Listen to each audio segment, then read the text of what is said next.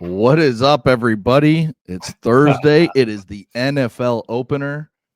And Sean, I got robbed the other night. I did not win the Powerball. Well, that's okay, Segs. I'll be willing to send you. I'll be willing to give you, send you a signing bonus when I take this thing on Saturday night for 1.7 billion. Yeah, and so after tax, you're probably 1.9. Yeah, by then, so close to 2 billion. You're probably going to bring home with that a little more than half after they take taxes and they pay the whatever they pay the Powerball people. What, about a 1.1 billion? So you're roughly about 1.1, maybe. Yeah, they'll take 800 million and 900 million. So yeah, 2 billion, about 1.1. So I'll make sure I let you know when those numbers pop up. And matter of fact, I'm moving your whole family here, so we're in studio together all the time. Back to Houston. Okay, maybe not. Well, we can make the trip to Scottsdale and we'll all move there or somewhere like that. You in on that? Now we're talking because Houston was a fun time, but I don't know about moving back to. You're ready to get back home to Chicago. I don't blame you. Now Scottsdale, different conversation. I mean, hey, when you're Chicago, you're Chicago. And, if you're Texas, you're Texas. But the truth is, you can be either. When you mentioned Scottsdale, it's like, I'm all in. Because, Chicago is a huge Arizona, like spring training. Yes. There's as many Midwest and Chicago fans as there is anywhere down there in spring training. Segs, you know what? Snowbirds love it. Oh, they sure do. We got a lot to cover. They've got a big game tonight. We're going to hit Kawhi Leonard, and we all need a tree endorsement. Let me just put it to you that way. Yes, I want to hit Jalen Hurts individually when we go through this section, when we break down the game, because I think the disrespect for him as a quarterback is palpable and gross. Okay, I mean, by some of the national pundits. And speaking of which, I don't like to start the show like this, Segs.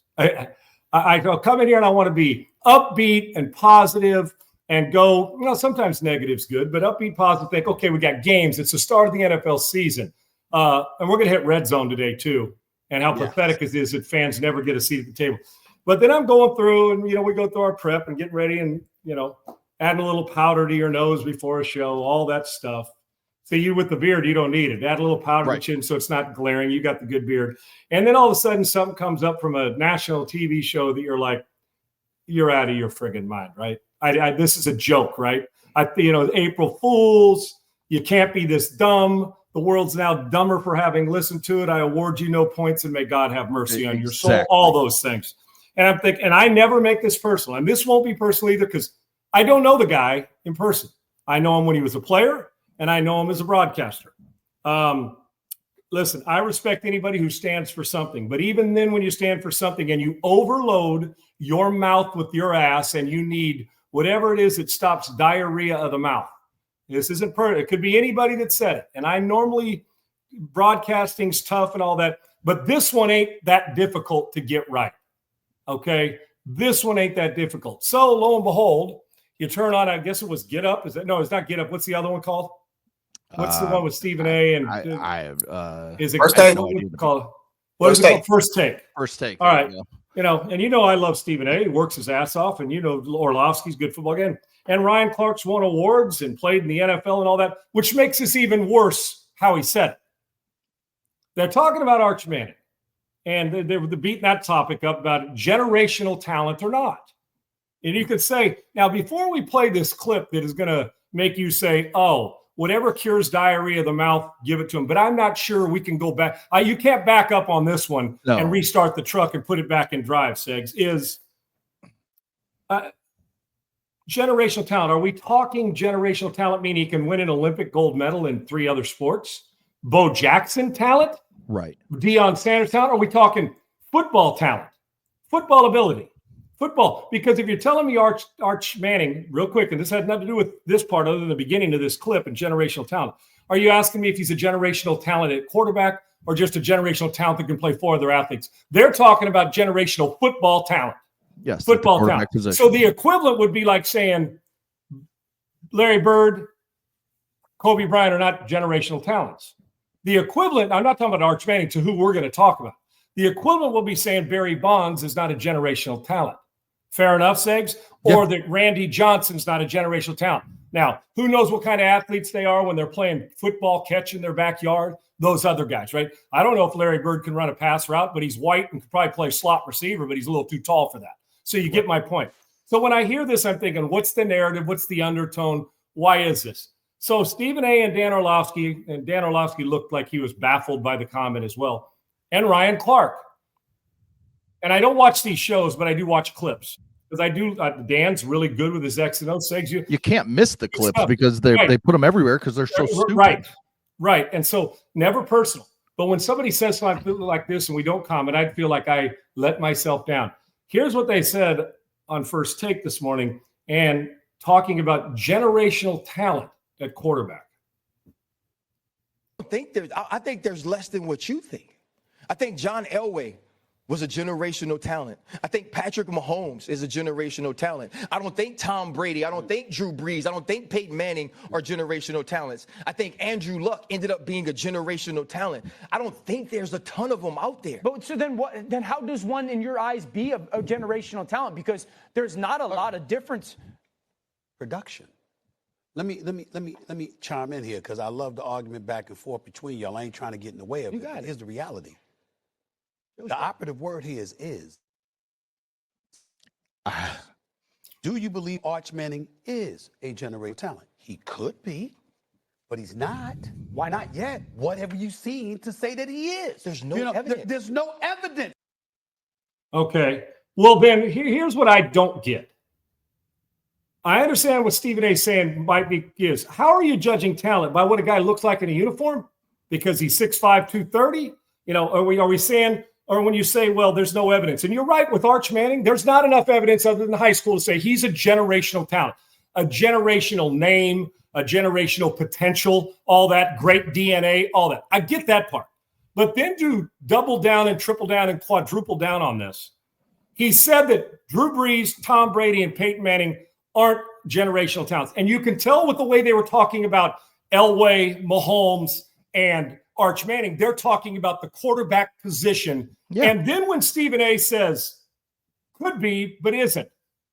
And you hear Ryan Clark say, yeah, you got to prove it. You got to have the evidence to prove it, babe. I'm using my words, but saying that he could be, but hasn't proven it yet. So now let me go back to the other part of this generational talent. Did Drew Brees prove it? He's got a Super Bowl ring and about 8 billion yards in a Hall of Fame jacket. Like 89% of his passes. Peyton Manning's going to get his, the most accurate passer in history. Yes. Peyton Manning's got a Hall of Fame jacket and 2 Super Bowls and been to, 3 or 4 of them. Tom Brady been to a whole bunch, went to 10 and won, 6 of them? 7. Is that what it was? No, went to 8. 7. 8. He went to 7. Let's see. I don't know, whatever went it was. To 7. He lost to the Giants and lost to Kansas City. Is that right? Yes. In Tampa. He beat Kansas City. I'm trying to think he's out of the league. Regardless, he's got 6 or 7 Super Bowl rings. Belichick may have 7 because that's the name of his boat, but Tom wasn't with him on one of them in New York, was he? Because of as an assistant coach with the Giants? Yes, hell, put it this way. I'm sitting here trying to – Brady's been out of the league. I don't even pay attention. Call him the GOAT. Yes, he's a GOAT for a reason. 6, 7 of them, been to 8 or 9 or 10 of them, whatever it is, okay?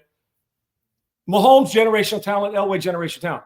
But when they say he could be to Arch Manning, but he isn't yet because he hasn't proven it.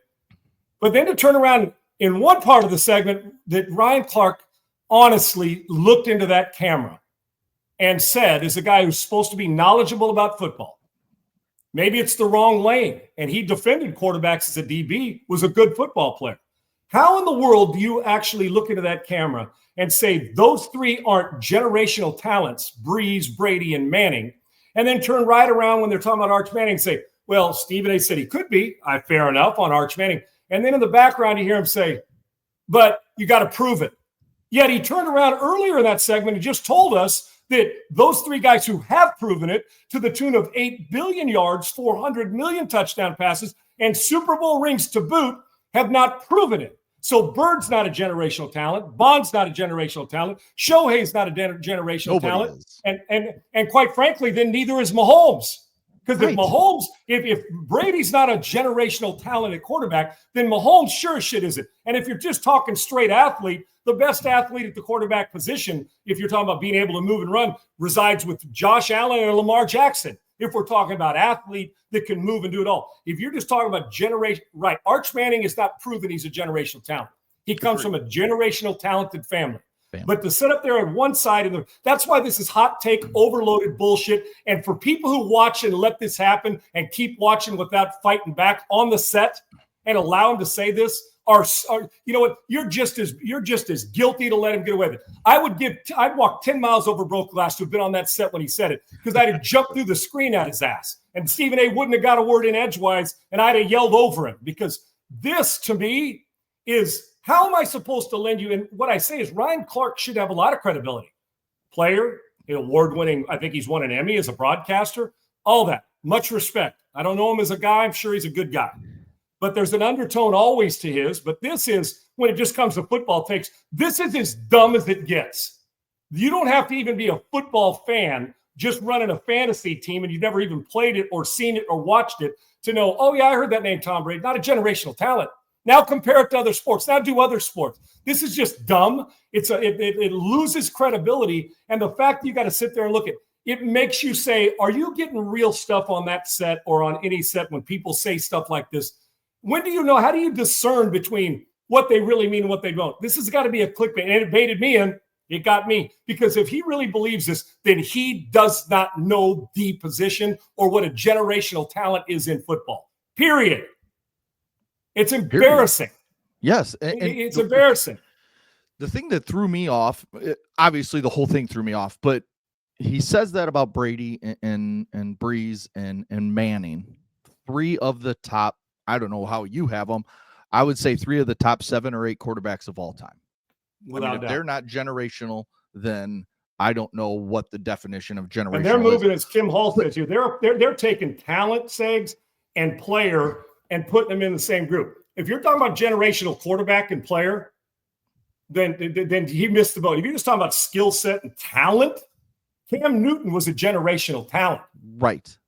Cam Newton is not and now he's a game changer because of what he brought, size. He changed a little bit of how we look at the position. But Michael Vick was Cam Newton with less size before Cam Newton was Cam Newton. Right. So if we're talking about generational talent, yeah, generational quarterback, MVP, good player, hell of a player, not a Hall of Famer. But when you're talking about the guys he mentioned, including Elway and Andrew Luck, who was a generational talent. That's the one. He didn't go to a Super Bowl. What did he do? He doesn't have a win. Yes. To say Andrew Luck became a generational quarterback. What did he do? What did he do to become? He helped the franchise and they did it, but he didn't get the championship. Right. Right. That Manning and Brady and it's just when you compare the names, if you want to throw, Elway, who was insane. I mean, it's just, but you look ahead and this all starts. We go back to Arch Manning. Nothing he's done. You watch his highlights from high school. There's a highlight going around right now on Twitter or X or whatever the hell you want to call it of him being chased by, it looks like a 5'10", 260-pound slow white kid chasing him, trying to chase scrambling him down. Out to his right. Yeah. And then, I mean, there's another guy kind of chasing him that is not moving at all. And we heard about the level of competition that he faced in high school by being in that little private Christian school league, that he was private school league. Yeah. I mean, we don't know what this kid can do because he did, as other people have said, he sat behind a 7th round pick in Quinn Ewers for multiple years before he got his chance. He didn't walk in and take that job like others have.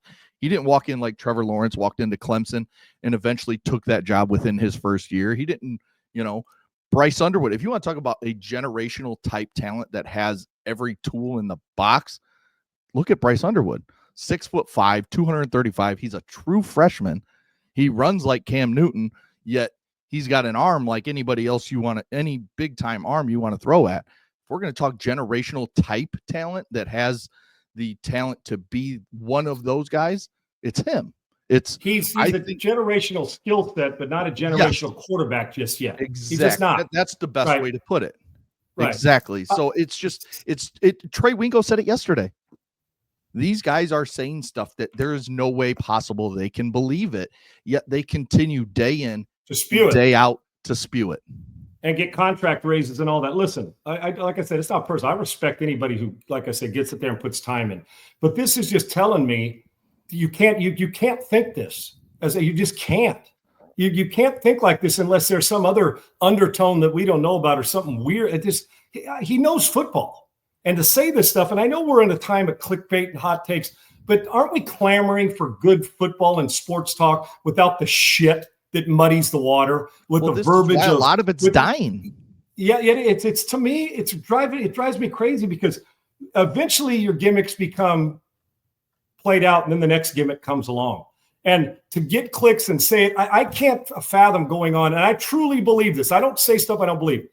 To hear something like that makes me think, well, then all the other football stuff I've listened to from people who say this, then it obviously tells me that all the stuff I listened to was hogwash in the first place, because we get stuff wrong on this quarterback's going to turn into a great player. Right. This guy's going to win a game. This team's going to win a Super Bowl. I'm talking about, you cannot talk about generational quarterback talents. I didn't say who can run the 40 the fastest. I said generational quarterback talents. Right. So if you want to talk, if you just said athletes, fine. Peyton Manning's not, I wouldn't look at Peyton Manning and say that's a generational athlete. That's a generational football player and a generational quarterback. Arch Manning has got generational legacy, generational DNA. He's got the potential to be great, but right now he's just a quarterback with that last name with a skill set that we think that we're going to see, but we don't. That's fair. But what isn't fair, or fair you could call fair enough, but what isn't right, and it's not even close to being correct. If you're going to label Andrew Luck a generational talent, Sam's Super Bowl, and Andrew Luck is a tremendous talent, was forced out with injuries, no doubt. And then turn around and say, well, but Brady and Manning and Brees aren't, and they're wearing the mustard-colored gold jacket and have Super Bowl rings, then something's wrong here. Elway fits, no doubt about it. Got Super Bowl rings, talent. Now, if you're saying because Elway played baseball, then say generational athlete. Big difference. Right. So, huge difference. So, for me, I just don't know how you can look at that and say this and then walk off the set and people look at you like, are you out of your damn mind, dude? This is, or they're smirking and smiling and say, got him. I don't take my job very seriously, but I sure take myself very seriously. I mean, and to look into to spew it. And we buy into it, but to do it on that show, I got to believe he believes it, Segs, which is baffling to me. Now, keep an eye on Twitter. You're going to get what I meant to say was it's coming. It is coming because he'll feel the need to explain it. And like most people that are wrong with their take feel the need to explain it. If you're loving it, don't go back and explain it to us. Live with it and then debate whoever's going to go on that set and debate with you over it. But I'm not leaving that verbiage. There's no muzzle on that set if, in fact, something like that comes out. Because then I got to ask, what is a generational talent? You told me one, and then, like I said, it's that background. Triple E, play it again, and I want you to listen. They go from they were talking about Arch Manning and talking about generational talent. We're talking about generational skill set at quarterback that is a great player. So with that, then I want you to listen in the background when they talk about you got to prove it. And he's got Andrew Luck on the front side who didn't prove it with the Super Bowl, if that's how you're judging him, put up good numbers. He's a hell of I'd call Andrew Luck a generational talent. Yes. And a generational quarterback that left the game too soon, didn't get a lot of help, and unfortunately we didn't see it flourish all the way like we expected to. Correct. So listen to the bat when they're covering both sides so they can bail out, meaning Ryan, on, what I meant was this. No, what you meant was you don't respect the three guys as players, and those three guys are 3 of the 10 best players we've ever seen at the position, far greater than a couple of the guys you've named. Yes. Here's one more play.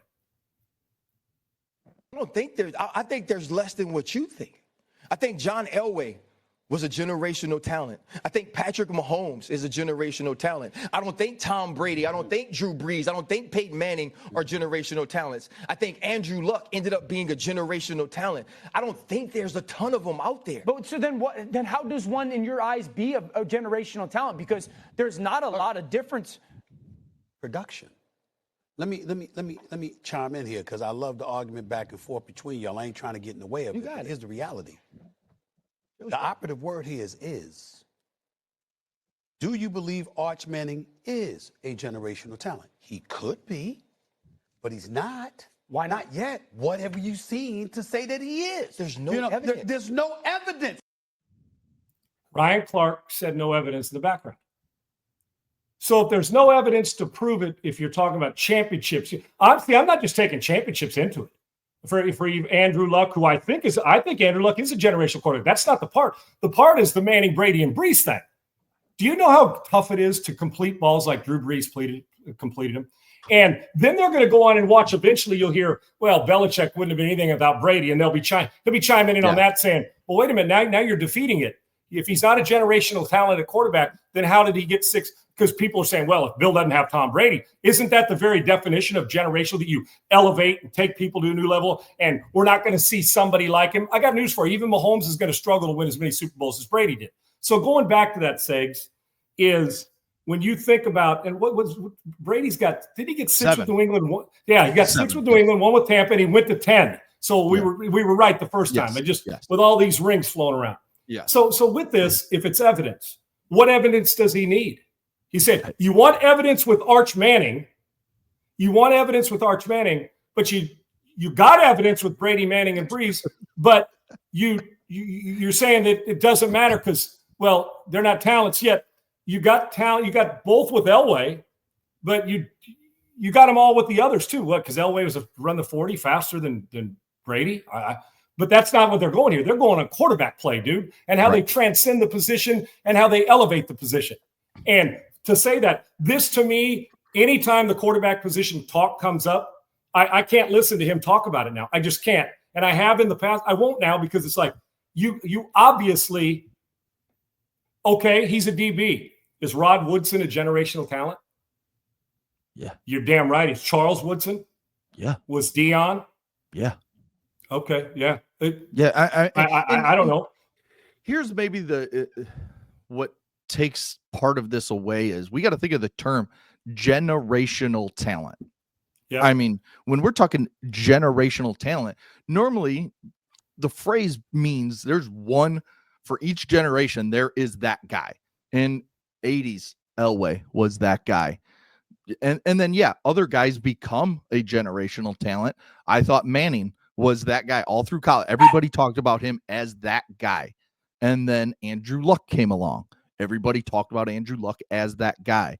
And he validated it other than a Super Bowl. He validated. He made the Colts better. Yes, he was a great, great talent. And then there's other people we thought were going to be generational talents that turned out not to be. And let's say Trevor Lawrence. I remember me and you were together. I mean, we watched Trevor Lawrence. And we're like, holy shit, this kid has everything you want. And then he got to the NFL, and maybe it's situation, maybe it's the team around him, the coaching and all that. But he hasn't been the guy we all thought he's a talent, Steggs. He's a talent, but he's not generational. Big difference. Exactly, because generational keeps getting better every single year, and then they make it to the top. And that's why now Brady is, because Brady wasn't this huge college quarterback that was so great that everybody had to take him. No, he had to work his ass off from being the 199th pick to being a 7-time Super Bowl champ that basically everybody who's watched the sport calls him the GOAT. He's the greatest of all time. So, I mean, I think the term that the people on First Take are throwing around, I think they think of it as just like, oh, we can name a lot of guys that are generational talents. No, I think you have to be, you can be labeled early, but it doesn't mean you're going to stay it. And yeah, if you want to label Arch Manning one, but now he's got to prove why he's that generational talent. Tim Tebow was a generational talent in college. He was college. But one of the best college players of all time. It didn't translate to the pros. So, in college, Arch Manning was I guess you could say generational skill set in high school, competition, the Manning name.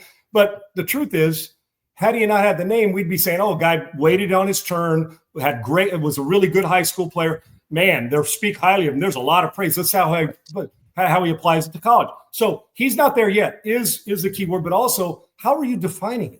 If you're defining quarterback play as generational talent, I'll bet you 6 ways to Sunday and twice on Sunday. And I think Joe Burrow's I could take Joe Burrow first over any quarterback in this league and be happy for the next 5 to 8 years. For sure. No problem. Love him. I think he's the best pocket quarterback on the planet right now. He's the closest to Brady we've had from the pocket. Yeah. Is Joe Burrow generational talent? Yeah, but I'll guarantee Ryan Clark will say he is. He will. Okay, he's been to a Super Bowl. Then is Jimmy Garoppolo a generational talent? Good play, got him to a Super Bowl. So what's your criteria? Yards, make a team better, elevate everybody in the building, win a Super Bowl, look the part, look good in the uniform, and longevity. Does he think Eli Manning's generational? 2 Super Bowls. He's got no. If he doesn't think Peyton is, how's he going to say Eli is? That's what I'm saying. Like that's where, but this is where the conversation doesn't make sense with what he's having. And here's another thing. He proved to be a very, very good quarterback, but yet his stats say he's an average, slightly above average quarterback. Okay, well, and here's another thing. And we're using this thing. There's a difference between, I can name 10. Jaden Daniels is a football playing Jesse. Yeah. He is as talented as gets. Because of his rookie year and his Heisman Trophy winning season, is he a generational talent? No, because the guy the year before him, C.J. Stroud, we talked about him the same way. You can't have generational talent every year. Then it's not a generation. That's yearly talent. Exactly. Generation means we expand the globe for generational talent. And the truth of the matter is that if you have 2 in one generation, that's okay, or 3. So if Patrick Mahomes is the generational talent of this era, then you're telling me that Lamar Jackson and Josh Allen aren't. And if you're judging it by Super Bowls, fair enough. But if you're judging it by body of work and play on the field, they're generational. Is Joe Montana generational talent? He wasn't the most talented quarterback that played, but he was the best. To me, that's generation. The best by far. He dominated his era. And so did a couple other guys, so you can have more than one. But we throw around generational talent just like we throw around every place great at the line of scrimmage. Guy makes a tackle for a 3-yard gain. What a great tackle. No, he was in position. That's what his ass is supposed to do. To me, this is, quite frankly, a football embarrassment that this is a conversation that they're having.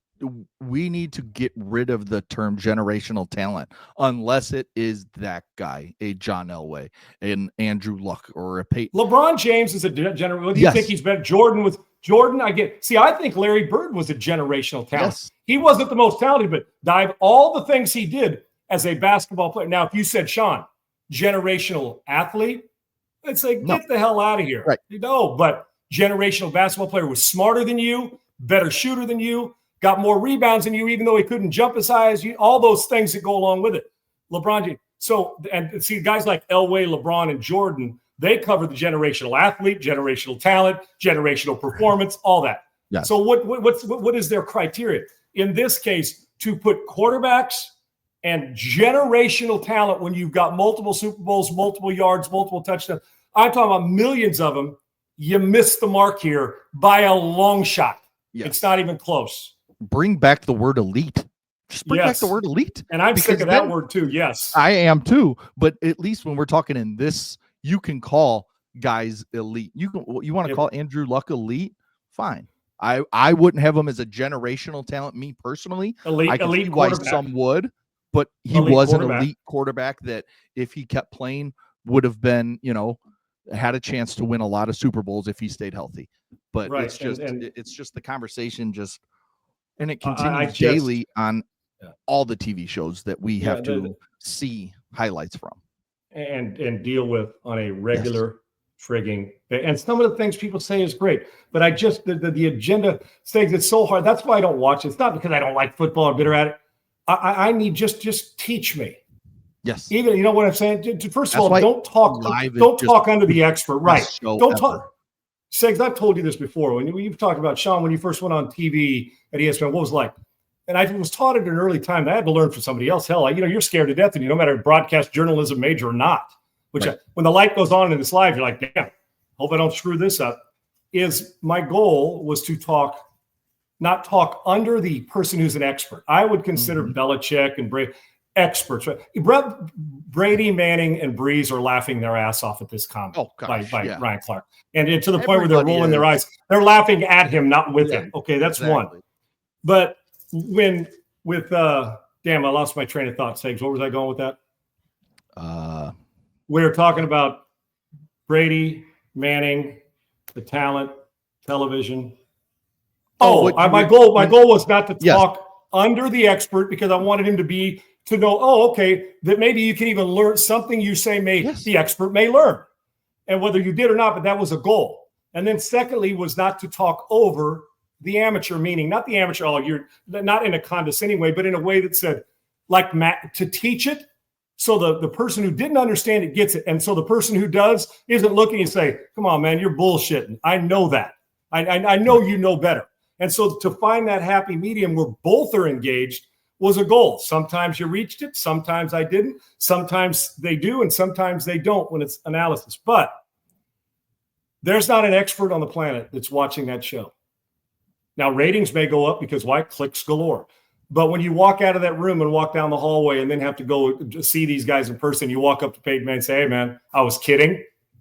My bad. You know what I meant. No, I actually don't know what you meant. Since you compared him to other quarterbacks that I don't look at Andrew Luck as a guy who plays 5 sports. I looked at Andrew Luck as a superstar elite quarterback who prematurely was out of the league. But I don't know how he is with a bat in his hand so we weren't talking about athlete. We're not talking about elite quarterbacks because you would use a different phrase. We're talking about generational. And there isn't as many as people think when we overuse generational sayings all the time. Now, elite talent, different. Cam Newton was an elite talent. Arch Manning has elite skill set, but if he doesn't apply it, it'll be elite skill set that was empty. And we got to see it, but it's been one real start, let alone 3, but one real one. So my thing is that if you're Brees, Brady, and Manning, and you said, let's talk football, would you sit next to him after this comment? Not because you're bitter at him, but to the point is, dude, I'm going to swim circles around your non-football study and ask if that's the case. And I know he studies. That's what's so disappointing. I can understand that from some jagoff who's sitting around, has never watched it, and is just a troll. And sometimes I wonder if some of these shows aren't trying to troll you. But in this case, he knows football. He's defended quarterbacks. He's been on broadcast enough to know. That's why I say when you do that and you still say it, that maybe he doesn't have an idea what a generational quarterback looks like or what that criteria is supposed to look like. Yeah, it's ridiculous. All right, we've given that enough attention because my head nearly exploded. I said, I'm going to talk about 60 minutes on one topic. We're going to have to jump to Let me hit this flash funding real quick. Give me flash funding first. Yeah, it's one of my big advertisers, but also one of my very, very close when I talk about, hey, he's my close friend. These are friends, but also people that I'm in business with. I'm a customer. I always like it when I'm endorsing or your influencer product or speaking on behalf of an advertiser, that when I'm a customer, that tells me I know more about it than the person who's trying to tell you and sell something. Oh, they're an advert. Let me sell it even though I don't use it. To me, in order to sell it to you, whether you're selling a soda, a beer, tires, energy drinks, if you're not using it, you ain't selling me shit. Flash funding, I use it. You can see there, working capital in the flash, flash-funding.com. I am one because my business needed it. And when you're talking about the flash funding right here in Houston, family-owned and operated company led by experiencing factoring professionals. You say, Sean, what is this? Okay, well, the company can't wait 30, 60, 90 days to be paid for services provided. So got to go get invoices, right? Sometimes, people like, I'll get to you. Well, that's my living. That's my business. I got to pay bills. 30, 60, 90 days to be paid and provided. We provide funding for your business by purchasing accounts. They purchase the accounts receivable, turning invoices that may be paid sometime in the future to fast cash today. They're getting out in front of it for you. You don't have to wait 90 days. They're going to go out, boom, purchase the serviceables, get it back to you, get you the cash, and then they'll go to getting it and how they get paid.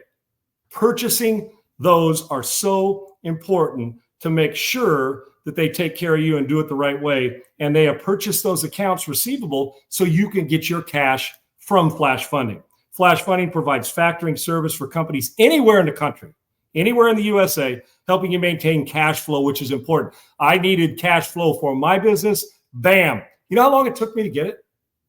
And we're talking 6 figures plus. You know how long it took me to get it? Within a week, 4 or 5 days, 4.5 days, 5 days was when I got it and needed it. Your immediate payment on your invoice is taken care of. Factoring gives business owners financial security, giving you the freedom to expand, meet payroll, and explore new opportunities. When you're not cash happy and you got bills to pay and you're trying to expand, have somebody like Flash Funding and only Flash Funding purchase those receivables, turn around and get you your cash in a flash, and bam, get you moving your business forward. It's flash-funding.com. I am a client. I am a customer. And I'm telling you from my experiences, and if you're in that position and you need yours purchased because you need cash now, bam, it's flash-funding.com. There you go, Stegs, man. Being a customer for them, and it saved me not having to dig into my doggone, Yeah. boom, robbing Peter to pay Paul. And it's been a godsend for me from them. So I'm grateful. All right, Stakes, back to this football stuff. We got this game tonight, right? NFL kicks off tonight. Cowboys at Eagles. NBC kickoffs like 7:27, something like that. Philly minus 8.5 right now. Total is 48.5, 47.5, depending where you look. I made my bet right before the show today on what I was taking. We'll go over that later. But when you just look at these two teams going into this season, first game for Dallas without Micah Parsons as a member of the Cowboys. Philadelphia Eagles coming off a Super Bowl. Jalen Hurts gets that first Super Bowl. They didn't get worse, as you keep saying, over the last couple days. This team is still really, really good. Does Dallas even stand a chance to be competitive in this game? Vegas is telling you, excuse me, no. Right. Stakes, you know how hard it is to get an 8.5 point spread in the opener in a rival game? Yes. That's like Michigan getting ready to play Slippery Rock. Yeah. That's the equivalent of a point spread of a 30-point spread. That's NFL point spread. Right. Yep. I mean, we're 2 points away from double digits point spreads, and you ain't getting those every week in the NFL. Yeah. And especially when it's a rival, the team coming off it, the energy that Dallas is facing because of, the Micah Parsons stuff and where are they? People are burying them defensively, offensive line, run game. Well, Dak's here and CeeDee Lamb, how much can they – well, you shouldn't have got rid of Micah Parsons. Philly's sitting back saying, we got better. We got the best offensive line. We may have the best running back in football. We got the most versatility. We got a quarterback who's a reigning MVP in the Super Bowl, and I'm going to get to him after this as we go on about how poised he is. And you just keep going on about the strengths. We spend more time talking about the Cowboys' weaknesses than we do about the Philadelphia Eagles' strengths. Maybe we just say Philadelphia's locked in. They're well coached. They lose an offensive coordinator. They fit that in. Vic Fangio back on defense. Nothing not to like about Philly. They should be the favorite to represent the NFC, but it's a long one. You got to play 17 of them. In this game, I give them a chance, Segs, because they got a pulse and a heartbeat. I would take the under in this game. I would, because I think Philadelphia's defense is going to make them one-dimensional. That's what I think. I think Philadelphia's defense is going to make the Cowboys one-dimensional, and they're going to give a lot of different looks, as you know. And they may not be complex, but they're going to make you think it is. And Fangio's they're going to catch and tackle and do what Vic does. He had a brilliant game plan in the World Series. It's a new season. I think the Cowboys will probably show up a little better. I think they could hang around early, Segs, but I think when it goes, big plays, I think the Cowboys got one choice defensively. They're not going to be good enough to stop what are you going to ask, Frank? You're going to ask Clark to run up and down the line of scrimmage and play them all. I think that they're going to commit to trying to make sure. Matt Eberflus is the D coordinator there, right, Segs? In Dallas. They're going to try to commit. You have to stop the run first. I know it's a cliche for coordinators, but you do in this case. Listen, when you're playing Mahomes' team or a Josh Allen team, even though with Cook, who's a good player, you know that what quarterback you got to stop. For Lamar Jackson, as good as Derrick Henry is, I got to stop Lamar first in the run game and pass game. And then they double whammy you with Derrick Henry. Well, in this case, Barkley's Barkley. You have to commit down. I'm going to expect a couple big plays on the perimeter from the Eagles. This game reeks of 24-10 to me, Segs. You know what I'm saying? 23-13. It keeps the under. I like Philadelphia. I think like this, and it's served me well most of the time. I usually take the biggest over or the smallest under each week in both college and NFL. Now, the stats at times have borne it out. I haven't looked this year about what happened last year, but Vegas is smart. When they set a number that big, there's something to it, in my opinion. It's helped me in and I'm a bettor and I love it. Yeah. I mean, better. And on the other side, when Iowa's offense couldn't score on anybody, they scored like 8 points a game, and the under was 23. Take the under. Inevitably, it was 17-6, and you either hit it or it was 10-3, and you won the under. So it's pretty served me well, because when they're going that low or that high, it's like in college. Say, you and I have had this. We've talked about it. When Mahomes or when Baker Mayfield was at Texas Tech or at Oklahoma, and those guys, and the spread's 84. Yeah. And at halftime, you're at 50, and you're thinking, I lost my money. I took the over. Yeah. And before you know it, there's 35 points in 4 minutes, and they hit 97, and you're like, I didn't think I had a chance, and I blew the over away. So they're not dumb, and they don't build casinos that are air-conditioned hotels for the hell of it. So I like the under in the game. It's a decent number, but I just think that the Dallas Cowboys are going to struggle to be two-dimensional offensively. And I think there's way too many weapons and an offensive line that I think is going to maul the Cowboys' defensive front. Give me a 10-point in that range victory. I'm even feeling more comfortable about the under. The only thing that scares me about the over is some broken play in the secondary for the Eagles, and or if the Cowboys just can't, if they're running around like a pinball machine trying to defend all these weapons they got, and Jalen Hurts is soft. This is a game that you got to defend Hurts' legs, Barkley's legs, Hurts' arm and accuracy, which he's improved, and home run hitters on the perimeter. And I think it's slim and damn near none that the Cowboys are winning this game. Now it's up to you whether you decide you like that point spread or not. Yeah. I mean, I wrote down 27-13 Philly. So I'm in that same range as you. Right. Of which gives you the under as well still, say. Yes, yeah. Exactly. Yeah, I just look at it from the standpoint of can the new interior. So you got the young, newer interior of the Dallas Cowboys offensive line with Tyler Smith, Cooper Beebe, and then the rookie Tyler Booker going against Jalen Carter and Jordan Davis and the rest of that. They just throw bodies at you. The Philadelphia Eagles defense does, but can those the guys young sitting guys on the bench can play a lot of other places? Say yes, in their front step. Exactly. So I look at that matchup, and then you mentioned it. Yes, you got to focus to stop Saquon Barkley. So now you're going to put Trayvon Diggs and Deron Bland, who just got his new money, up against A.J. Brown and Devontae Smith. And those two Cowboys corners, they love to try and make the big play. They love to make the pick six. Well, they cheat on it. They're burned a lot. So Barkley, boom, A.J. Brown gone, or Devontae Smith gone. It's gonna be tough for Dallas to keep this competitive, in my opinion. I would 100% agree. And here's the thing too: you can even blitz and not get to them.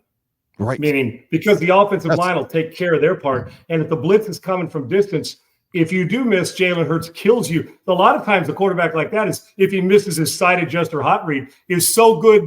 He's thick-legged. He's a good player, but strong, but also obviously mobile, that even if you miss a slot blitz coming from distance, what are the chances when you eyeball him in the open? It's like a kick returner. The first guy on coverage usually misses, right? Yes. Guy okey-dokes and resets, and then the rest come. Same thing here.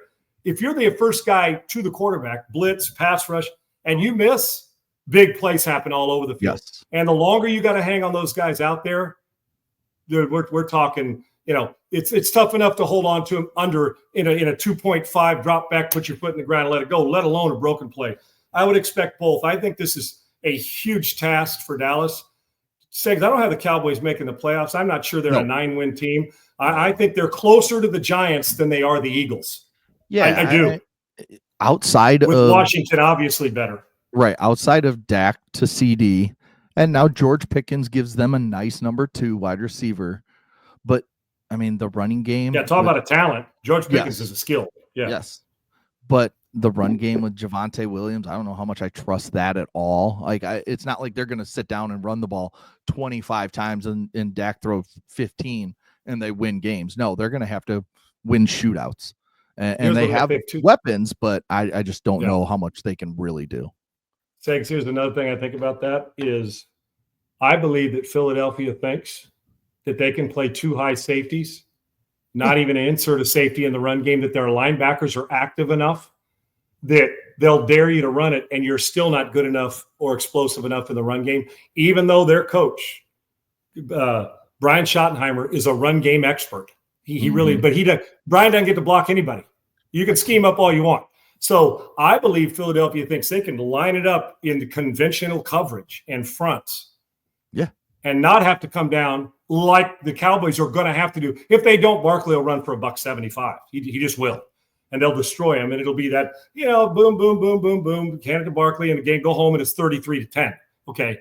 So for me, the Cowboys, I'm not sure they can run it against a conventional front, especially an active one.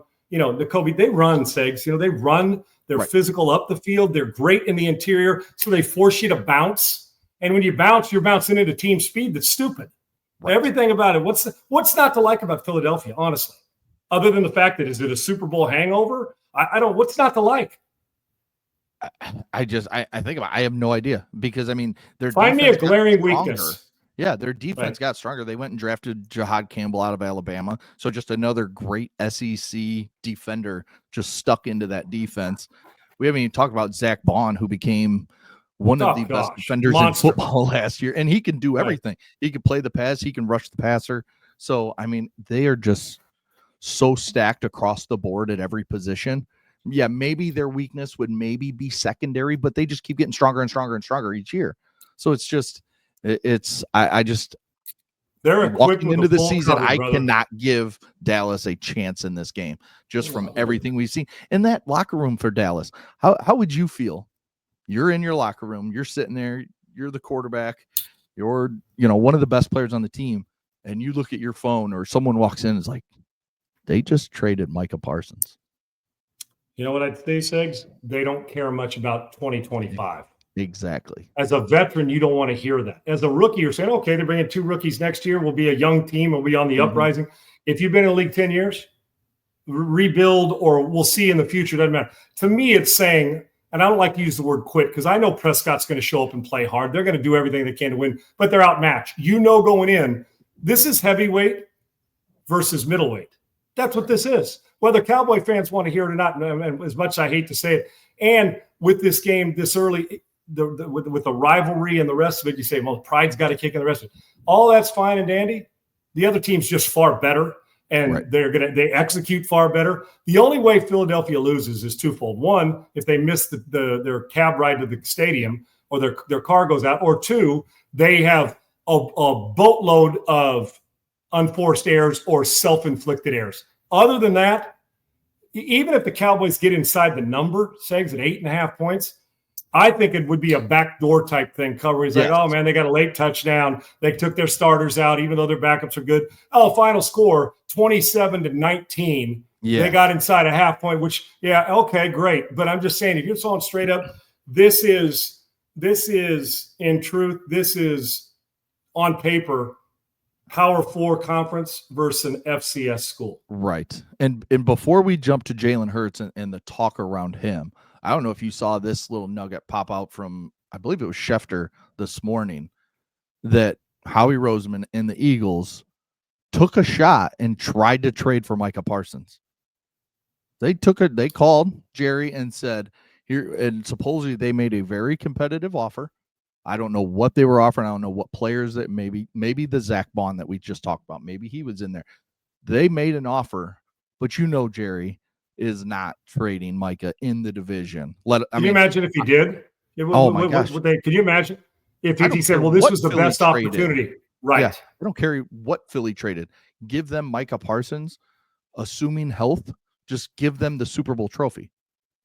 If you would have listen, if they'd have taken the same trade, a player and 2 ones in Philly for Micah Parsons, and Jerry would have pulled it off. Number one, they'd have ran him out. They'd have tried to run him out of Dallas. Now, I don't know if you can run Jerry Jones out of anywhere. No. They'd have tried to, let alone Green Bay. But in the division where you're just saddling up another team to go repeat, that takes a whole new level. And Philadelphia would have jumped all over that, wouldn't you? Because Howie Roseman's in the business for winning Super Bowls now, and he is a great executive. I don't blame him. And you know what? I don't blame him for calling or trying to pull it off because, you may catch Jerry on one of those damn days, right?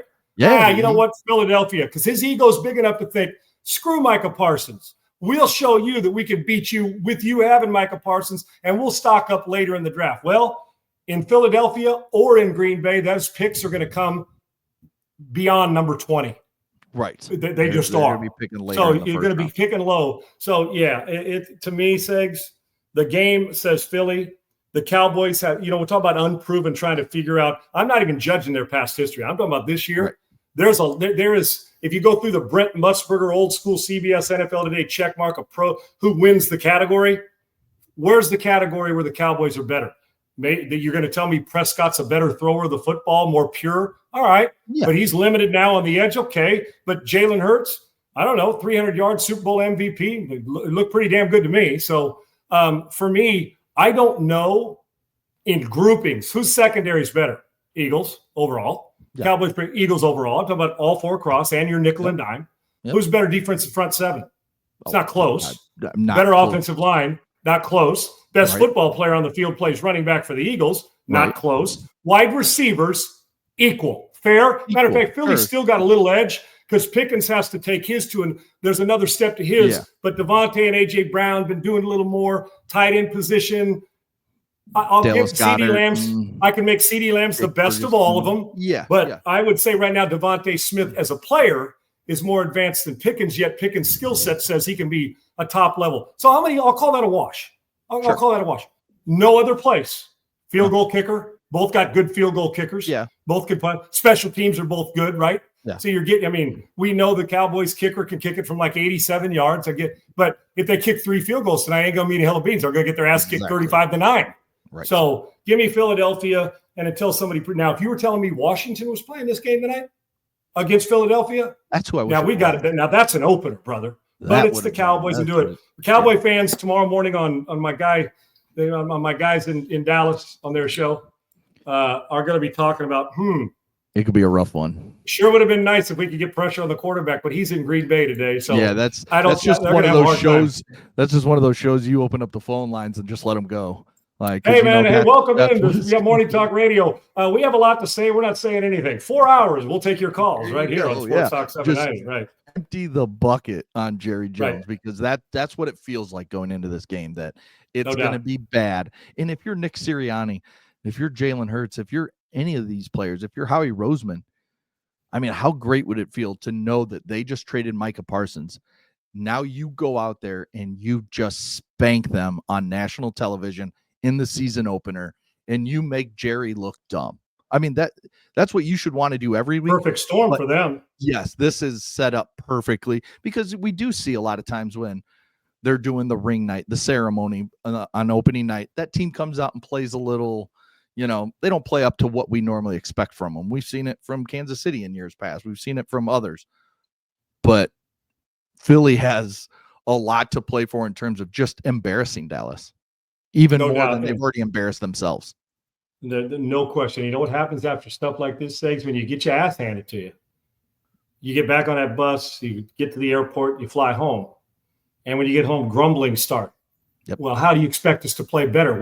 We don't have enough defense. It does. It just starts going. You got to guard against it in the locker room. And then you get 2 or 3 of them. And now all of a sudden, this guy's disgruntled. Then Pickens goes a game where he only gets 2 balls for 19 yards. And we know how wide receivers like that. And then it starts. And then the defense is struggling. You start to see guys looking at each other because man, how come we can't generate a pass rush? And again, I'll say it again. There's nothing worse for a veteran player than to basically tell him we're playing for the future. And when you traded Micah Parsons, maybe it works out great for you 3 years from now. I don't know. Right. But I can tell you in 2025, that deal's dominated by the Green Bay Packers. For sure. Period. And their odds went up. I mean, as far as not in your favor if you were looking to bet them to win a Super Bowl because those odds of them winning creeped a little higher to the top in the NFC when it comes to bettors. Segs, you had mentioned Jalen Hurts. Yeah. Hey, I'm going to do so. I know that we get caught up in this. Do you look the part 6'4", 230? There's plenty of 6'4". I'm 6'5", 235, and I know what it's like to be a journeyman, start some games, not where people don't think you're good. Some people do all that. Oh, but I look the part, Segs. I was big, strong arm guy, right? We see that all the time. I'm just still trying to figure out with Jalen Hurts. Been to 2 Super Bowls. Should have been the MVP in the first one if they'd have won it. Yeah. Didn't. So they got there with him. And then he goes and plays this year. I'm telling you now, if Jalen Hurts isn't in that game, they don't win the Super Bowl, let alone the defensive play on Kansas City. Barkley, they don't win that Super Bowl. They don't. Now, we say they don't. Is it a guarantee? No, if there's a backup or some other star. If Russ Wilson's a quarterback, I don't think they beat Kansas City. Does that make sense? Is that fair? Fair. Okay, so I can go through a bunch of guys, right, like that. I don't understand. Now, he got paid like a superstar. I think Jalen Hurts is the most poised quarterback, at least on the optics visual, that I see in the league. That doesn't mean I didn't say better. Josh Allen's more talented skill set with the overall. Lamar Jackson. I said poised, and poised matters. Why? Because poised with talent and a good team plays his best football under the most pressured moments. And he's done that. We're still in the infancy of a guy's career. We are still a guy who hung around and then transferred to become a better passer to Oklahoma. They draft him high. He stays the course, goes through all, and it's tough town Philly is. They expect you to be great all the time. And I understand that. And what's he do? Stays the course. Loses coordinators. Now, he's on his third offensive coordinator and has been to 2 Super Bowls already, Segs, in his 4-year career? Is that where we're at right now? 5-year? Going on his 5th year, 4th year, whatever it is. So for me, I don't understand the national disdain when I hear people come on and say, oh, he's a game manager. All right, let me have, what's Drew Brees? Not a powerful arm, wasn't fast, wouldn't beat you in the 40, high football IQ through the roof. Jalen Hurts is a football coach's son, high football IQ, big, thick lower half. His mechanics, Sigs, JB and I have done it in the past. Watching him, he's gotten so much better and mechanically sound, how quickly the anticipation and getting rid of a big old windup, how that's coming out. He's starting to evolve, which makes him better. And his mechanics don't break down in big moments, which is more important to me than just looking the part in pregame warmup.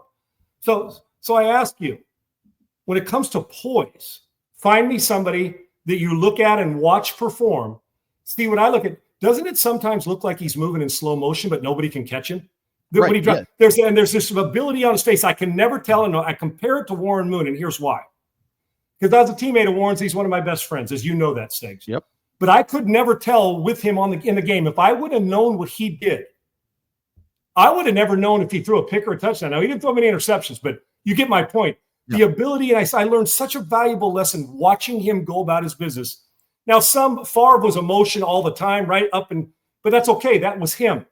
Most of the time, Favre could handle that. And Favre, if he threw 5 picks, didn't give a shit about throwing a 6, and he'd rip one in there. And obviously, is the ball's the size of a daytime burglar, right? I mean, Can you imagine going in and stealing from somebody when everybody's home during the day? That takes balls. Favre had him. Warren Moon was so good, had him too, but I never could tell, Segs. I had no idea, if I'm just watching his face, how he was playing. Usually it was really damn good. I get the same in a different way, but the visuals when I watch Jalen Hurts, I don't think the team ever thinks that they're done. And I watched him perform in big moments. So what is it? He's got 2 Super Bowl appearances, 1 win. And here's what they say. Well, without Saquon Barkley, they're not going to Super Bowl. Yeah? Well, John Elway is as gifted as we've ever had. And without Terrell Davis, he didn't get one either. And he's as talented as we've ever had at the position. Josh Allen, oh, yeah. Hey, look what he does. He carries his team. Yeah, but he's carried his team to the playoffs, not the Super Bowl. So that matters. And he needs some help. For Lamar. So can't I say, man, Andy Reid made Patrick Mahomes. He was a college quarterback with all that, and they didn't win much at Texas Tech. But damn, can't I say that Andy Reid made Mahomes better, just like Mahomes makes Andy Reid better? Andy's taken all kinds of people to the playoffs and quarterbacks to the Super Bowl, right? So there's that. So when we're comparing all these, and those guys deserve great kudos, why aren't we giving Jalen Hurts? Because he doesn't throw for 400 a night? Do you want a pretty statistic guy? Okay. And you know my affinity for Cousins. I'm just talking about him or Dak Prescott. Pick whoever you want. Numbers. Put up big numbers all the time. 4,000 yards. Put up big numbers all the time. But what's missing? So if you're going to tell me those guys, elite throwers of the football count. Oh, you can't win without them, or when they're in there, you need those big numbers, or without Dak, what are they going to do? Well, I don't know, but I can tell you this. You're not going to sit here. I'm no longer buying into the fact that Philadelphia is the same team no matter who's playing quarterback. Bullshit. Right. Poised, throws the ball to the right guy, plays. When I'm judging a quarterback, how mentally, emotionally, and physically tough you are. Do you have those questions about Jalen Hurts? No. His accuracy's gone up immensely, and he's a really good player. Okay, because he can't throw it 80 yards. You know, the next time you're going to throw 80 yards in a football game, the answer is never. It's never coming up. Makes throws, overcomes bad plays, has dealt with different changes at coordinator, has a great running back that he features. And when you're shutting him down, he takes the game on his shoulders and throws touchdown passes to his perimeter. He makes people better. Listen to the way, don't listen to us analysts talk about him. Talk to the guys in the locker room. How do they feel about the guy? And to me, he's as poised as anybody in the league. While he may not be 6'5", 230 and doesn't, I don't know what's not to like about it. Why? Because he doesn't quite have the arm that Allen, and when I say quite, little facade, that he can't throw it like Allen or Mahomes can. But I got news for you. He wins better than most. So right. I don't know I don't know what when it comes to the judgment of this, it feels like it's convenient to say, he's just a game manager. Game manager, and I talked to a couple coordinators, Sigs. I've asked coaches about this because it used to bug me, right? I wish I was a better game manager. Now, I'll throw it. I had guts. I'll throw it, but sometimes you throw it where you shouldn't. I wish I was a better game manager and said, that play will come. Just because we call it doesn't mean you got to throw it, right? Right. So when you go through that, and then you like at times feel desperate. Great game managers can make me the big play like Hurts did, but can also get the ball on a 5-yard hitch. Make sure it's 3rd and 1 instead of 3rd and 9. You know, you get it. Okay, we didn't get the first. Now we're in manageable situation. And he'll throw a pick or what have you, but game manager. Drew Brees is a game manager. Brady, Peyton Manning. Those are 3 of the best 5 game managers we've ever had. Joe Montana was the greatest game manager ever. Yet when you threw a bang post to John Taylor on the backside, he didn't miss it. Right. So that makes spectacular plays. But the best game manager to me and these coordinators, I said, what did I say, game manager? And you would know their names. I said, what do you say if I say game manager? Ultimate compliment. Yeah. Now, if you say game physically limited, no bandwidth game manager, that means hand it off 8 times. I hand it off 47 times. Run it and throw it 8 times. Let's get out of here. That's a Trent Dilfer Super Bowl winning season. It's a Mac Jones. Yes, it was a Mac Jones when they drafted him in the first round. Not overly skilled, but a better athlete than you think. Manage it. But if you put the game on his shoulders for a month, he's not carrying you. And no disrespect, lifetime, somewhat starter backup. But to me, game manager, why don't I want a guy who knows how to get first downs to get me in the end zone? It's the dumbest narrative on the planet. Jalen Hurts, game manager. I'm going to tell Philly fans and anybody else, and I think Philly fans know this. I think they put respect on it. But any of the national broadcasters, no, he's not Mahomes or Josh Allen on the visual skill set. But I can tell you this, he's in the category of quarterbacks that I want with the ball in their hand in the fourth quarter of a game. For sure. So that tells me you're not winning without him. As good as they are, if Jalen Hurts isn't the guy, Tanner McKee's a good backup. But you find out really quick how good you got it when the other guy is out. Yes. And you want Jalen Hurts healthy. They don't win it all last year. Matter of fact, they don't get out of the Rams game. Right. They don't get out of the Rams game. That's not to say the rest of the team. Jalen Hurts is talking about the perfect storm. They're well coached, phenomenal talent. They maximize the talent. It looks like a great group with a great fan base that's passionate. What's not to like? And you know what? Anybody that tells me Jalen Hurts is just a guy that there's a million Jalen Hurts around, I would tell you then you've just diminished Josh Allen. You've just diminished Lamar Jackson. You've just diminished Joe Burrow because he hasn't won one. You've diminished Dak Prescott. Then you just diminished all the guys. Jordan Love, if you're telling me why, because he can't throw it as hard on the RPMs, oh, well, give me Jalen Hurts and I'll beat you 6 ways to Sunday. And most of the time I'm kicking your ass on Sunday. Well, and that's when you look at a lot of guys, a lot of times at this time, you see a lot of lists come out. Give me your top quarterbacks, all that stuff. And you always see Mahomes, Lamar, Allen, and Burrow as the top 4. And I would agree with those 4 just in terms of argument. Juggle them however you want. Everything, those 4. But then you'll see guys that have Justin Herbert. He's the favorite of most that has that cannon of an arm, but he hasn't won much, and he's had talent around it. Maybe not the defenses, but he's had talent. You mentioned Jordan Love, Dak Prescott. All these guys are being talked about. And then there's Jalen Hurts. And I just keep looking at these. He's like an afterthought for some. I'm just bullshit. Like, what? I mean, look at Tom Brady early in his career. And I'm not comparing Jalen Hurts to Tom Brady, but Tom Brady wasn't just wowing everybody from the jump when he got his chance. Dude, if Bledsoe doesn't get hurt, Brady doesn't get seen. And Bledsoe could throw it better than anybody in the league when he was playing. Brady grew into the 50-plus touchdown guy in one season. He was not that guy at the beginning. He worked his ass off to get there. And he's a generational quarterback, too, yes. Well, not to all. According to me, but maybe not Brian Clark. So just a hunch. Not to all, but yeah, I mean, it's just I hate the narrative of not only what you're talking about, but quarterbacks they don't have the big rookie year like CJ Stroud had. Caleb Williams, perfect example, threw 20 touchdowns, only threw 6 picks. Yeah, he wasn't great, but look at his situation. Went through 3 different play callers, had chaos. Matt Eberflus had no clue what he was doing, and the Bears did that to themselves. But why are we all of a sudden, and it's been all over the offseason, tearing Caleb Williams down without even seeing him play in Ben Johnson's system? Well, right. And it's not just Caleb Williams; it's other rookie quarterbacks. We see this. They haven't quit on. They wanted to quit on Bryce Young. Yes. But he came back, played well last year. Now we're talking, okay, year 3, maybe he elevates, right? Right. If you'd have quit on him after the rookie year, the shame on you is my point. It was normally the case, like from what I remember, and now you would remember a lot better because you were dealing with it at ESPN and stuff. But when someone was drafted in the top 10 or the first round, a quarterback I'm talking about, normally they got 2 to 3 years to be able to get to their level of play that we think, okay, now you're ready to go. Now Aaron it's Rodgers, like week 1. Right, behind Favre. Aaron Rodgers, one of them. Right. And I'm even saying, even if you play and you struggle, Peyton Manning threw 28 interceptions, like we talked about, led the league as a rookie. Nobody gave up on him. Right. Yes. Right. Nobody gave up on these guys, but now it's, and maybe it's the social media age where everybody can put their thoughts out immediately right as they see it. But I mean, fan bases, teams, we see teams do it. They give up on these guys instantly. And it's just like, what are we doing here?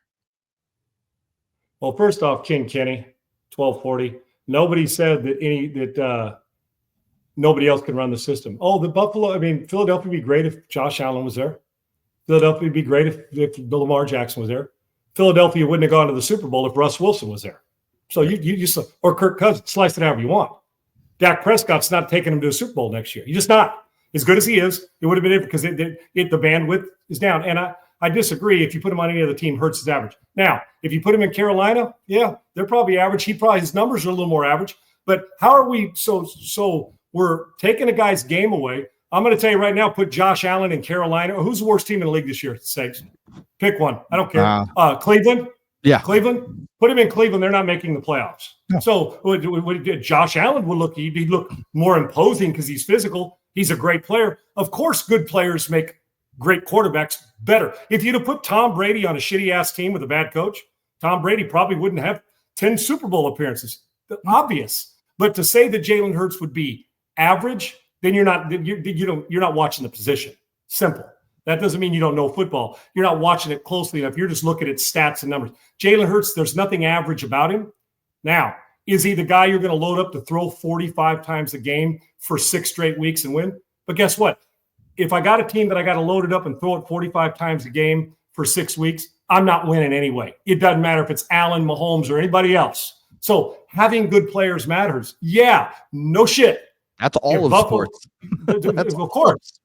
You know what? Ohtani was the best player in the world, right? Yeah. Most unique player on the planet. They had 2 of the best players, him and Trout in LA. You know how many playoff games they played together in Anaheim? 0. Ooh. Trout's been in 1 series in the playoffs in life. So, yeah. Now, they're not average numbers because in baseball, it's an individual game wrapped up in a team game. Yeah, are you as good as your quarterback? Sure.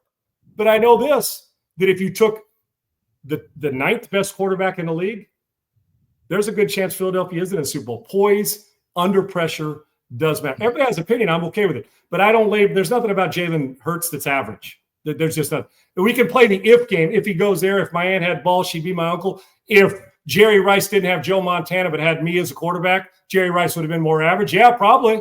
You're damn right he would have. If Randy Moss wasn't there with Brady, would he have thrown 50 touchdowns? No, probably not. Probably not.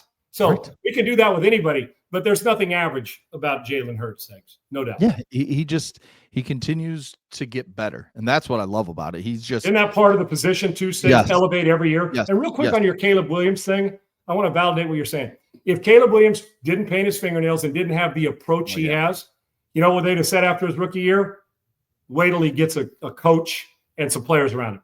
Now, is he beat to a different drum? Yeah. He's a different – I'm a Trojan, so I know. But I can tell you this, you can't look at the skill set and say the guy's not a hell of a talent.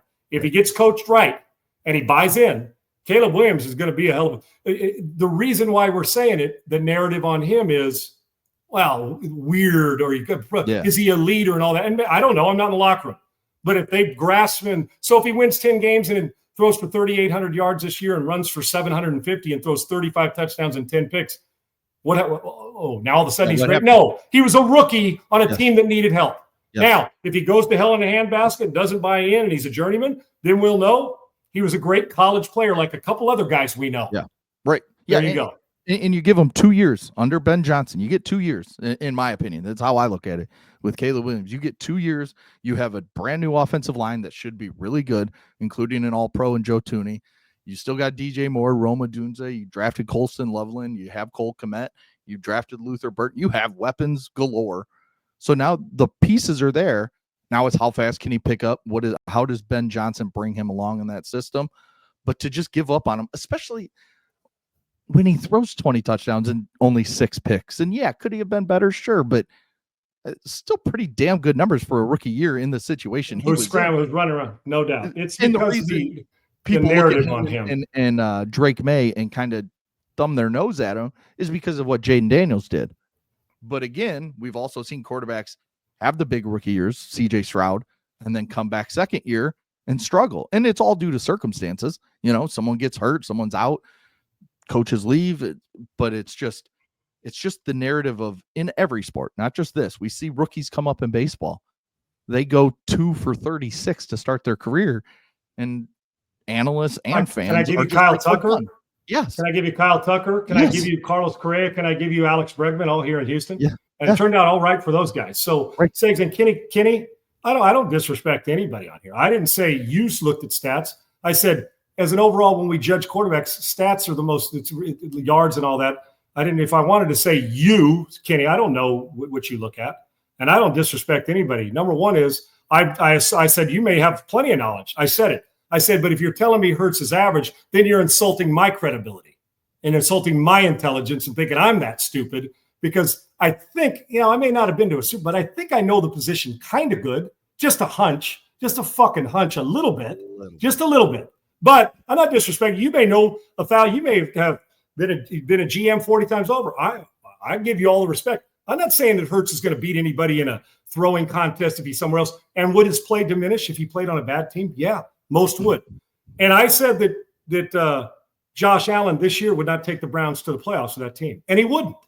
They're not an automatic playoff team, but then look at the division, look at the other players. Now, 3 years of building it. Well, they did go get Deshaun Watson for $230 million that we thought was a generational talent, right, Segs? How'd that turn out?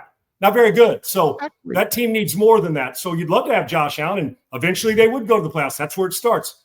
But right now, and I did say Josh Allen goes to Philadelphia on a good team, better. If Jalen Hurts went to Buffalo, they're still going to the playoffs. So you can switch him. Allen he's a better player. Is he reigning MVP?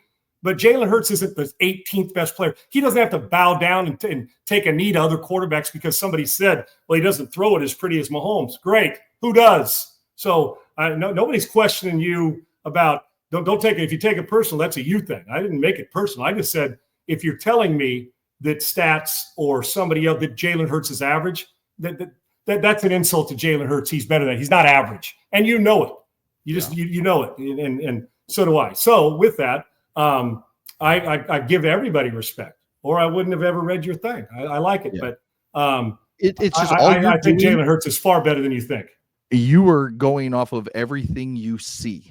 It's throwing touchdowns. That's him on the sideline. There's a lot more that goes about the whole package. That's why it's called quarterback, not athlete. You're a quarterback. What goes into the preparation? Too many fans, too many people that don't really know the game like you do or others think 98% of the quarterback position is just on the field.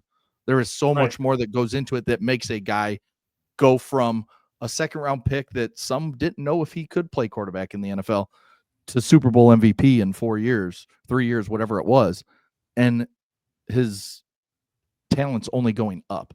And that's where, I don't diminish a guy's skill set because he's got good players around him. That's the goal. That's the goal. That's every great Tom Brady, all of them. So if we're saying that, then we got to diminish Josh and Lamar because they've had some good teams and haven't won a Super Bowl. So we got to say, well, why? Is something going on in January? Not the step. What's going on? Of course, it's not because of them only. It's the whole package, and that's part of playing quarterback. You're enhancing the whole package, and Hurts does. That's why Ryan Clark doesn't think Peyton Manning's elite generational, because he had Reggie Wayne, Marvin Harrison, Edgerrin James, Dallas Clark.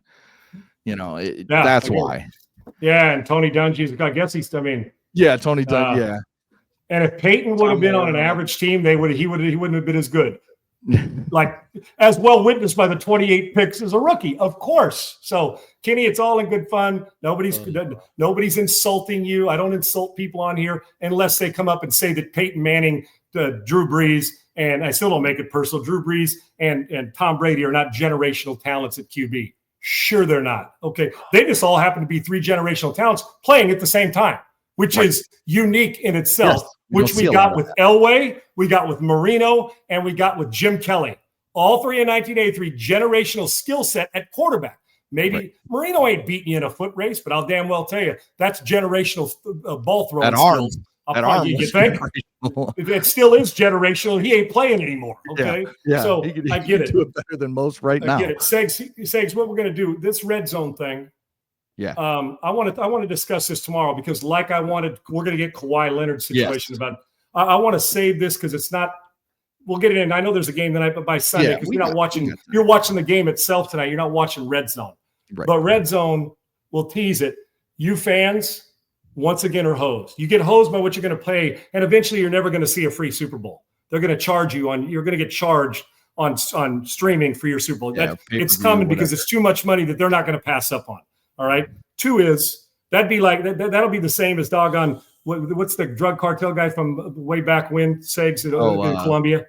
You know who I'm talking about, the all-time drug lord. Yes. Of saying no, I don't want more cash for that. For you know who'd you say? Pablo Escobar. Escobar. That'd be like him saying, no, I don't want any more drugs to make more money. I'm talking about in the drug world, his world, in the NFL world, which is our drug.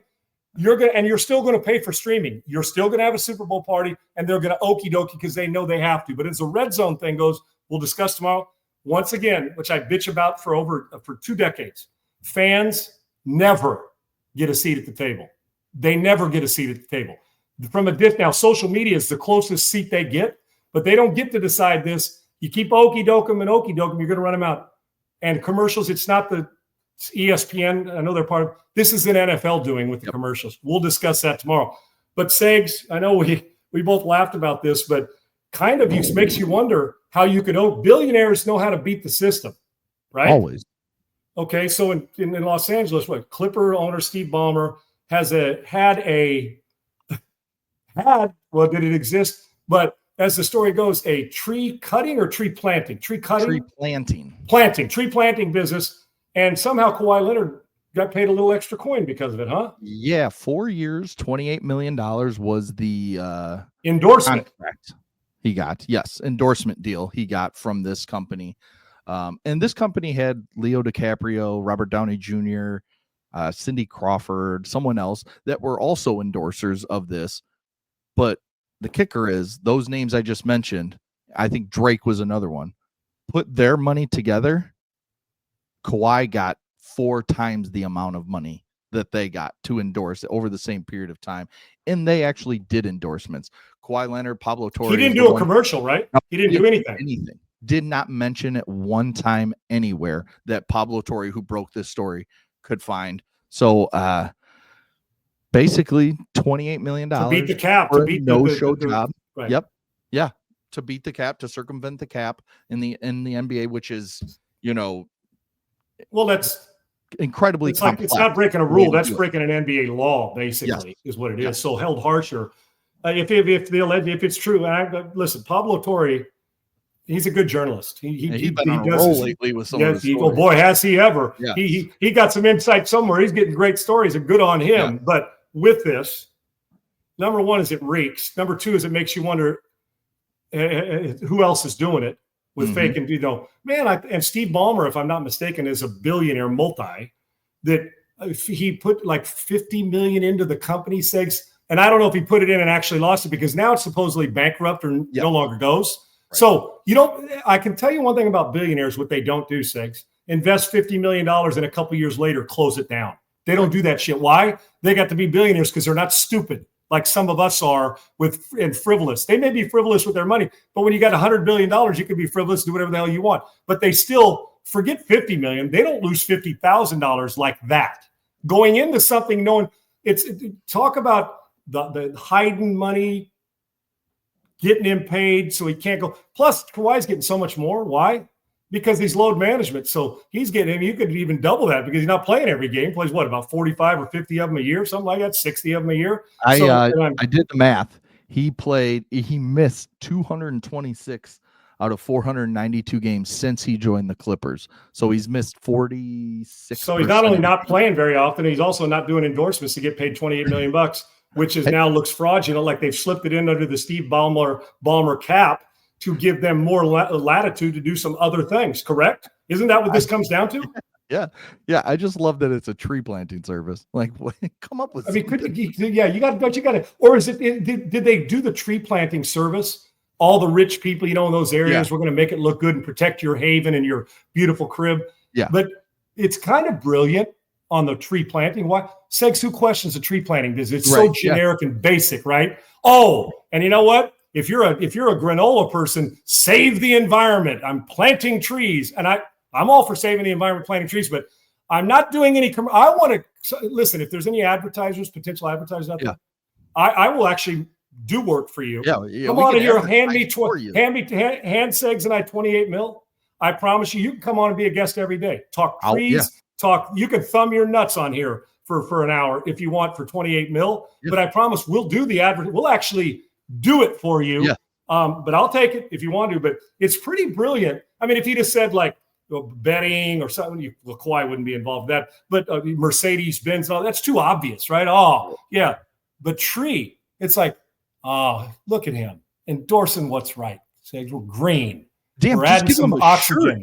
Just tell him to put on a T-shirt after the game. Yeah, wear a hat in every interview. Yeah, yes. It could be bad money that you're getting because it's a terrible deal to just wear a T-shirt as the endorsement, but make one commercial. And there's no way this is the only time this has happened. There's no way this is the only time this happened. There's no friggin' way. Well, I mean, the team. What's the result? Like a quarter of a century ago, like 25 years ago, they got busted. They lost multiple first-round picks. Right. I remember that. Yeah. With 2 decades ago or something, right? Yeah. They were fined, I think, like $4.5 million. And Joe Smith's contract was voided. He became a free agent immediately. Yep. That's what I'm more curious about. Does Kawhi become a free agent?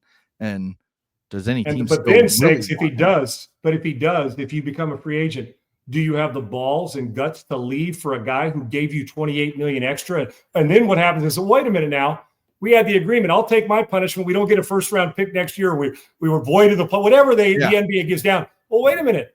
Now you're going to okey doke me and you're $28 million richer? See, that's where it'd be amazing. Oh, he's a free agent. No. I want to stay with Mr. Ballmer. I get load management and $28 million to not do a damn thing. But brilliant if you could pull it off. But on the other side, Segs, if it is all 100%, every layer's right, you can't let them off the hook easy on this. You've got to crush them, right? It's got to be big, yeah. Big. It's got to be It's almost like just below gambling in my mind, right? Just below. It's almost because it kind of is. You're cheating the system. You are cheating the system. Sure. Not out of $1 million, out of $28 million. I don't have their roster in front of me, but let's just say there's a decent player on their team making $7 million. Or just under. So let's say $6.9 million. Well, that's $7 million you're saving on the cap by what you would have been paying Kawhi. That's a guy who's your sixth. That's your sixth man, seventh man, eighth man off the bench who comes in and gives you valuable minutes. And Segs, you want to bet? If you look over the salaries, I'll bet you somebody's in the $7 million category for the Clippers. Guarantee it. So we got Red Zone tomorrow, Segs. We'll obviously talk about this game. I got the Eagles covering and the under in this game. They're a better team. The Cowboys, I think, are going to have a semi-out-of-body experience. And Kenny and Freedom and Lucy and all are great. Who did I leave out here? Make sure all of them. I can't go through them. Kim Hall is on every day. We sure appreciate it. And Kenny, I love the banter. Come on in and join us, man. Come on and join us at any time. But Jalen Hurts is not average, no matter where he goes. And you'll continue. And if he plays good tonight, don't put him in the Hall of Fame. If he plays average, they'll still win. If he plays poorly, we'll hammer him tomorrow and say, see you next week. But the Philadelphia Eagles would have to do something short of self-infliction tonight to get beaten. Yeah, as excited as I am about tonight being the opener, I'm more excited about tomorrow night. Chargers, Chiefs in Brazil. How does that affect the game? We'll talk about that as well. Cheerleaders in G-strings. In Brazil? Shaved Brazilian style. And we're going to Brazilian recruit 2 guys. We're sending everywhere. We're sending a couple Minnesota Vikings cheerleaders to Brazil to wear the butt floss for the dudes. We just want to make sure everybody's got it equal looking Brazil Sage. I know that makes you horny. Yeah. I mean, I guess that's my kind of thing. I want to know what they're spending on security down there in Brazil. Yeah, when you make the reservations to go play in Brazil, one thing you got to keep in mind, whether it's a World Cup, whether it's you're going there in an Olympic game, whatever it might be, probably need to be, or when you go to play game and everybody says, well, didn't we play one there last year, Segs, in the middle of the season or something? Yeah, I believe so. Or in South America somewhere. Yeah. But you go, security's going to have to be real. And I would tell you this, lock your hotel room safe. And then, when you put your goods, just keep it locked in case. But I would just take them to the stadium. Right. My brother's been there in Brazil and down in that part of the world and loved it. And I would love to go, but I got news for you. It's going to be tough to it's a business trip. Trip. It's a business trip. Try explaining that for a business trip in Brazil. You got to be awfully focused. It's a good thing it's the opener and not game 7 or 10 when you're out of the playoff picture, because we'd be getting there thinking, 5 guys missed curfew and aren't playing in a game. You see that? It's a good thing it's the opener. Because you're like, head on a swivel. I'm in Brazil. I'm going to go eat the good food, drink the good drink, stand on Copacabana Beach, and I got a football game. Yeah, this is a business trip. But tomorrow night, I'm going to tell you what, tomorrow night's a preview of a possible, and Denver ain't going away, and the Raiders are going to be best. It's a tough division. Everybody thinks the Chargers are a step closer to the Chiefs. We'll get a chance to see that one. Yeah, I do. They got a lot of talent on that team. Yep. All right, that'll do it today, Sean. Thanks as always. Segs, you've been a generational talent. I don't know what happened. Ryan Clark said I wasn't anymore. So it's gospel. Gospel. Put me in the same category as Tom Brady and Peyton Manning. I'm fine with it. If you're telling me I'm Brady, I'm not a generational talent either. So Brady, Breeze, and Manning, we're in the same category. Love you guys, man. When I make the list, you're in the list with them guys. Just keep that in mind. It's the only time they're going to mention my name in the same breath as those 3 cats right there. And I love it. So thank you, Ryan, for some good banter today. Yep. Keep up the good work. Right. Segs, great stuff today, brother. Yes. Thank you. Guys we'll talk about the Eagles and Cowboys tomorrow. Triple E and Laura, thank you for great stuff as always. Got a great team here. We appreciate you, man. Segs, great stuff today, brother. We'll break it all down for you tomorrow. All right. We'll talk to you guys tomorrow. See you.